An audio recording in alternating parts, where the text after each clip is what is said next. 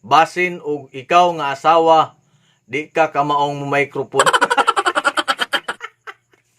Basin ikaw nga asawa, di ka kamaong mo romansa sa imong bana.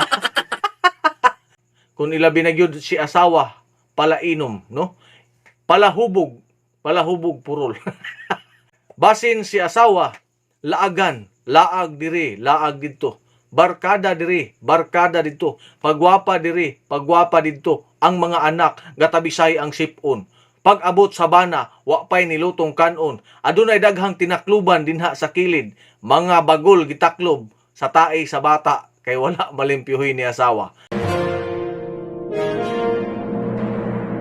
Nganong ang asawa, biyaan man usab og bana, no? Adunay mga kahimtang usab nga mga asawa gipangbiyaan og bana. Ang mga asawa gibulagan og bana. Mao sab kini ang atong tukyon og hatagan og jutay nga pamalandong mga kabahakhak. Hatagan nato og jutay nga pamalandong ang panghitabo sa asawa nganong biyaan siya og bana mga kabahakhak. Both side namon gyud mga panghitabo nga mabiyaan ang matag usa. So karon mga kabahakhak, padayon ta. Una, nganong ang asawa biyaan man og bana. Basin og ikaw nga asawa, di ka kamaong microphone. Basin ikaw nga asawa, di ka kamaong mo romansa sa imong bana. Bitaw mga kabakak, mubo kayo na nga rason og taphaw kayo na nga rason nganong ang asawa biyaan ni bana, no? So ingon ni ana mga kabakat atong paghisgutan karon og atong hatagan og kalinawan nga unsa gyud ang panghitabo. Para nako mga kabakhak, aduna po'y mga rason ngano man si asawa biyaan man ni bana. Akong pamalandong mga kabakhak, akong explain nga kaninyo karon. Ingon ini lang ang hamubo nakong panglantaw. Una, ang kahimtang basin si asawa adunay sistema o kahimtang siyang kinabuhi nga dili pa istorya ni bana. No, adunay daghan nga mga asawa nga magsigi og dula og tungit or sugal sa nagkadaiyang mga kasilinganan. Bitaw mga kabakhak. So ingon na no. Gamay siya nga rason apan dako siya og buto. Ngano man, adunay mga asawa nga gitawag og materialistic, no? Palit og pagwapa dinhi, palit og pagwapa didto. Shopee dinhi, Lazada didto. So ingon niya na ang mahitabo sa mga asawa karong panahon na nga posible nga mabiyaan og bana kay si bana ang panginabuhi igo-igo ra gyud in town. Kay ang bana igo-igo ra gyud ang kahimtang sa panginabuhi tungod kay wa usab kini nahuman. So ingon niya na ang kahimtang dapat both side mga kabakhak magtinabangay. Parang walay mabiyaan sa iri sa umaabot nga mga adlaw. Tungod kay si bana mubiya gyud ni asawa. Kung ilabi na gyud si asawa, palainom, no? Palahubog purol. So yun na mga kabakhak. Basin si asawa, laagan, laag diri, laag dito. Barkada diri, barkada dito. Pagwapa diri, pagwapa dito. Ang mga anak, gatabisay ang sipon. Pag-abot sa bana, wa pay nilutong kanon. Adunay daghang tinakluban dinha sa kilid. Mga bagol gitaklob sa tae sa bata, kay wala malimpyuhi ni asawa. So mao na yung mga posibilidad nga si asawa biyaan ni bana. Bisan pag kinsa sigurong banaha, walay malipay ni anang mong panghitabo tungod kay irresponsable kang pagkaasawa, dili ka maayong paliwatan. So ingon niya na no mga kabakhak, lawom nga rason nganong si bana mubiya sa asawa. Tungod kay ang bana talagsa ra gyud kaayo na mubiya sa asawa. Kalagmitan yun si asawa mubiya sa bana kay gamay kaayog kuan. So mga kabakhak, hingon niya na no ang panghitabo nganong mubiya si bana. Mubiya si bana ni asawa tungod kay si asawa dili ka maong muatiman sa ihang mga anak.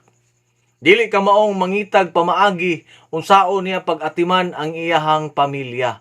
Ilabi ni si bana mga kabakhak kinahanglan usab kinig atiman ni asawa. Tungod kay si bana mao may haligi sa kinabuhi, pinaagi ni asawa ang haliging nag-inusara mga kabakhak. Sige na no. Ato na tayo mga joke mga kabakhak. apan na tinuray kana nga panghitabo sa palibot tungod kay kinahanglan gayud nato ang pagtambayayungay sa matag usa mga kabahakhak. Dili lang si bana ug dili lang si asawa ang pasagdan sa matag usa. Dapat patas ang atoang pagtratar sa matag usa, ilabi na gyud sa pag-atiman sa atong mga anak, sa inyong mga anak mga kabahakhak.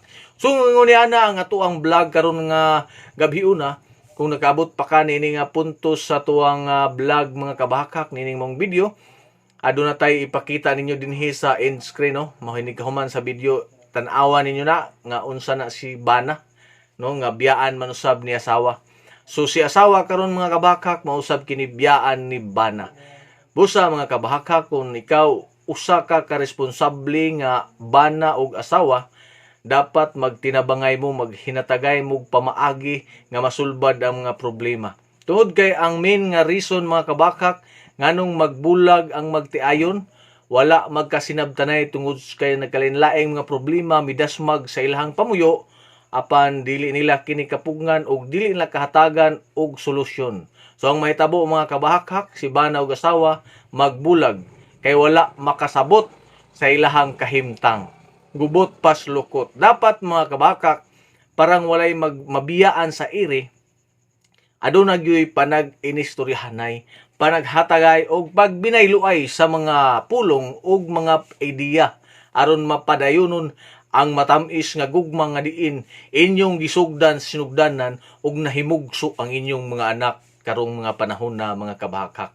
Tungod kay karong mga panahon na mga kabahakhak, isigula sira kayong pagabiyaan ang matag usa tungod kay dali ra usab kayo kining ilisan sa matag usa. Buot pasabot mga kabahakhak, adunay kahimtang kinahanglang lantawon mga kabahakhak. Buot pasabot kung ingon niana ang rason sa both side mga kabahakhak, ang nahitabo niana walay pundasyon ang inyong duha ka gugma nga diin inyong gisugdan karong panahon na. So busa mga kabahakhak, nining bahina sa sunod na usab natong vlog atangi kabahin sa lahi na usab nga pamaagi ang atong hisgutan. Kung nakabot kanining maong orasa sa video, hinaot nga imo kining i-like, i-share o i-subscribe ang atong YouTube channel mga kabahakhak aron sa matag upload nato ma-update kamo niining tanan. Busa maayong gabi ug maayong adlaw kanyong tanan. Shout outs ng mga OFW, mga tricycle driver o mga hauler drivers tibok kalibutan mga kabahakhak. Saludo ko kanyong tanan, daghang salamat ug maayong gabi. Kita-kits sa sunod natong vlog.